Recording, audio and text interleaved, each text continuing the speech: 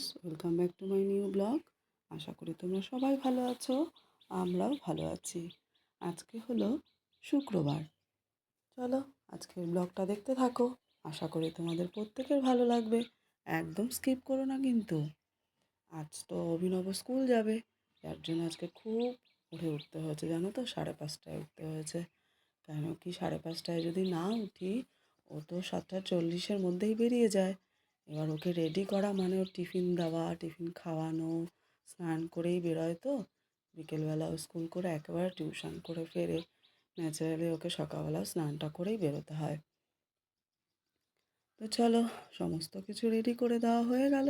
অভিনবকেও ready করে ওর বাবা অটোতে তুলতে যাচ্ছে, তোমাদের দাদা ভাই। তো চলো, এদিকে আমি এটা কী করেছি জানো তো, তোমরা তো দেখলেই চিকেন পাকোড়া আগের দিন ম্যারিনেট করে রেখেছিলাম। একটু ব্যাটার রয়ে গেল, ওইদিকে ডিম করবো বলে আলু সেদ্ধ রয়েছিল। আলু সেদ্ধটা ওই ব্যাটারটার মধ্যে মেখে দুটো বড়া ভেজে নিলাম। ফেলে দেবো বলো? জিনিস তো প্রত্যেকটা জিনিস তো কেনা, তাই না? জিনিস কেন অপচয় করব বলো? কোনো জিনিসই অপচয় করা উচিত না, তাই না? আমরা তো লকডাউনে আরও বেশি শিখেছি, তাই না?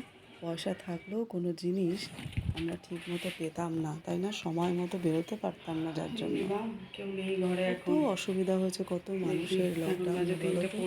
এসব আমাদের জীবনে বলো প্রচন্ড রোদ গরম বাইরে।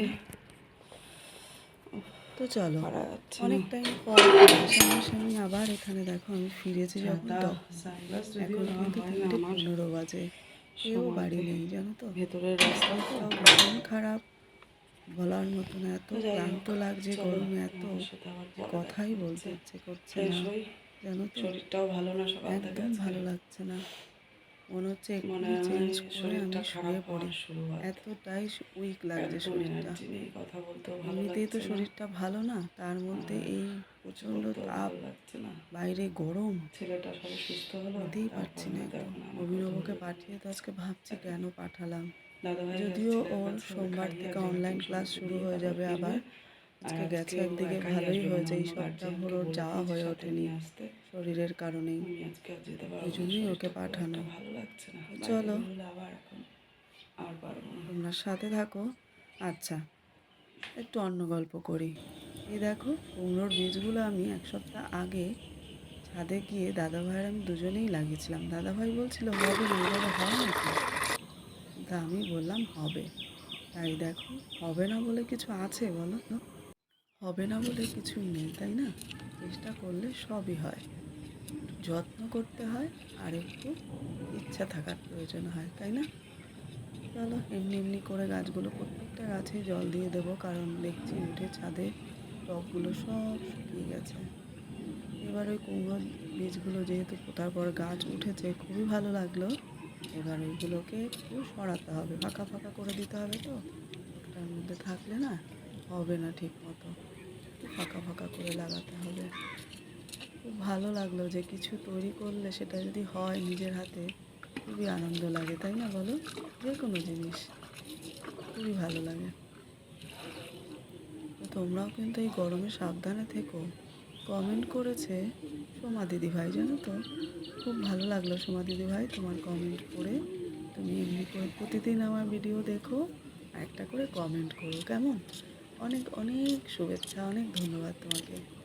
আমিও কিন্তু তোমার ভিডিও দেখি, জানো তো, আমার খুব ভালো লাগে তুমি যাওয়ার পর দেবো আমি, তারপরে অন্য এই যে পড়ে এলেন, একেবারে স্কুল করে পড়ে এলেন, মাঝখানে বাবার সঙ্গে খাবার নিয়ে গেছিল পড়ার ব্যাগ।